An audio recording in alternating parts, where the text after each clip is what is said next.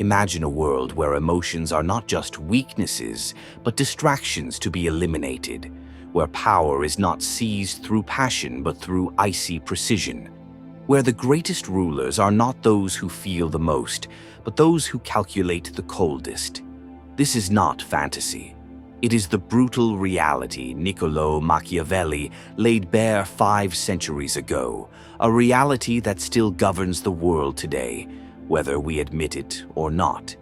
What if everything you've been taught about morality, about empathy, about conscience, is not just wrong but dangerous? What if the path to true control begins not with strength, but with the absence of feeling? Machiavelli understood what most never will, that power does not reward the virtuous, it rewards the ruthless, that love is a liability but fear is a currency, that to win the game you must first accept that it is a game. And today we step into the shadows of his philosophy, not to condemn it, not to glorify it, but to understand it. Because in these next few minutes you will confront a truth that may unsettle you, may even disgust you. But if you have the courage to listen, it will also arm you. Machiavelli's central thesis is as simple as it is terrifying. To control everything, you must first feel nothing.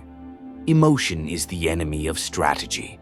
Love clouds judgment. Rage leads to recklessness. Fear breeds hesitation. But the prince who masters detachment, he turns betrayal into opportunity, enemies into pawns, chaos into order. Consider the Medici, the Borgias, the emperors who rose not by kindness but by cunning. They did not weep in public. They did not hesitate when the dagger was required. They understood the first law of power. Sentimentality is the luxury of those who can afford to lose. But here is where the philosophers flinch. We are taught that humanity is our greatest virtue, that empathy is noble, that conscience is sacred. Machiavelli laughs at such delusions. He asks, what is morality but the weapon of the weak to shackle the strong? The lion is called cruel for hunting, the fox deceitful for surviving. But who judges the lion when it feasts while the virtuous starve? This is the game you are already playing, whether you admit it or not. The only question is, will you play to win or will you cling to fairy tales? Now, let us go deeper. Machiavelli's genius was not in his cruelty, but in his clarity. He saw power not as an ideal, but as a mechanism, one that operates on cold, unflinching logic. It is not enough to seize power. You must keep it. And to keep it, you must do what others cannot. You must silence the part of you that recoils at betrayal, that hesitates at deception, that balks at the necessary cruelty. For every throne is built on a foundation of silenced screams. Every dynasty is baptized in the quiet elimination of threats. Ask yourself, where have I been too soft? Where have I let morality cost me advantage? Machiavelli does not judge your answers. He only warns you, the world will not. Yet this is only the beginning. The second law is darker, more intoxicating. Control is an illusion unless it is absolute. The prince who shows mercy today plants the seeds of rebellion tomorrow. The leader who reveals his hand loses the game before it begins. Machiavelli's coldest lesson. It is safer to be feared than loved. Love is fickle, but fear is predictable, measurable, controllable. Think of the rulers who fell because they trusted. The revolutions sparked by misplaced mercy. Now ask yourself, have I ever lost control because I feared being hated? Have I ever sacrificed power for the sake of being liked? But here is where the philosophers tremble. What does this do to the soul? What becomes of the man who trades his humanity for dominion? Machiavelli does not answer, because the question itself is a luxury of those who have never tasted real power. But you are still choosing. The third law is the most unsettling of all. Power is not taken, it is manufactured. It is not enough to wait for opportunity. You must create it, with precision, with patience, with the willingness to stage the crisis just so you can solve it. Consider Cesare Borgia, Machiavelli's perfect prince. He did not conquer through brute force alone. He engineered rebellions just to crush them, crafted chaos just to restore order. He made the world believe it needed his ruthlessness to survive. This is the art of control, to make others thank you for the chains you place upon them. Now, look around you. How many of your victories were handed to you?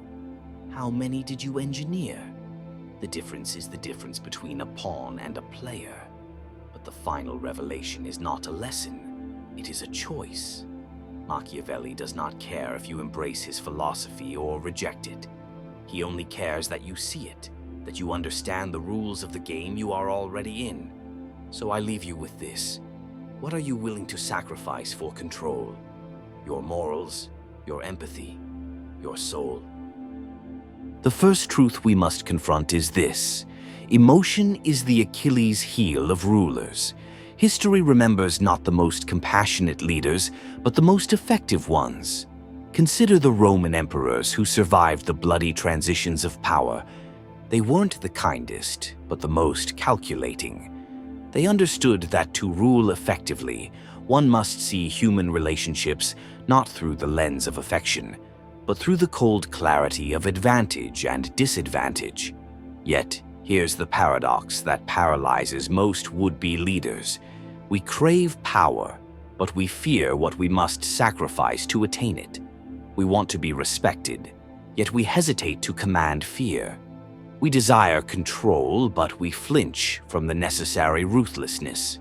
Machiavelli strips away this contradiction with brutal simplicity. You cannot have both power and purity. The world doesn't work that way. The modern prince must master 3 essential disciplines. First, the discipline of detachment. Every great strategist knows that personal feelings must never cloud strategic judgment. When you take things personally, you've already lost. The ruler who angers easily reveals his weaknesses. The leader who loves too openly shows his vulnerabilities. But the one who remains impassive, he becomes unreadable and therefore untouchable. Second, the discipline of perception. Power exists first in the minds of those you would rule. What matters isn't what's true, but what's believed. The effective ruler crafts narratives with the precision of a playwright, making allies and enemies alike perform roles in his grand design. Every public appearance, every calculated silence, every strategic outburst is a brushstroke on the canvas of perception. Third, and most difficult, the discipline of timing. The difference between a tyrant and a statesman often lies not in their actions, but in when they choose to act. The master strategist knows when to strike and when to stay his hand, when to show mercy and when to eradicate a threat completely. This temporal intelligence separates the true princes from the mere pretenders to power. But here, we arrive at the most uncomfortable truth of all. This knowledge doesn't just describe power, it changes you. To study Machiavelli is to stare into an abyss where the rules of civil society no longer apply. Some emerge from this study wiser, others become monsters. The choice, ultimately, is yours. Will you wield this knowledge to build or to destroy, to protect or to dominate? The answer to that question will determine not just what kind of leader you become, but what kind of person you'll be when you finally grasp the reins of power. And perhaps that's the final, most unsettling lesson. Power doesn't just reveal character, it forges it in the crucible of hard choices. The man who enters the arena of power is rarely the same man who emerges victorious. The game continues, the pieces are moving, and your move approaches. What will you sacrifice on the altar of power? The silence that follows this question speaks volumes. The true master of power understands something most never grasp. Control is not about domination, but about making domination seem inevitable. It's not the iron fist that rules longest, but the velvet glove that conceals the dagger until the precise moment it must be drawn. Consider the spider at the center of its web. It doesn't chase its prey, it constructs a world where prey comes to it. This is the highest form of control, creating systems where others willingly participate in their own subjugation. The modern prince doesn't force obedience. He architects reality so that obedience becomes the most rational choice. We must examine the three pillars of lasting power. First, control of information. In our age, data is more valuable than gold and narrative more powerful than armies. The ruler who controls the flow of information controls how reality itself is perceived. Ancient kings built walls around their cities. Modern princes build firewalls around truth. They understand that whoever frames the debate has already won it. Second, control of desire. The brilliant Machiavellian doesn't just respond to what people want. He shapes what they want. Through careful manipulation of status, scarcity, and social proof, the true strategist makes subjects crave what serves his interests. This is why the most effective rulers aren't those who ban pleasures, but those who carefully ration them. Third, control of alternatives. Absolute power isn't about being the only option. It's about making all other options appear worse. The master statesman constructs a world where challenging his rule seems more dangerous than enduring it, where revolution appears more costly than compliance.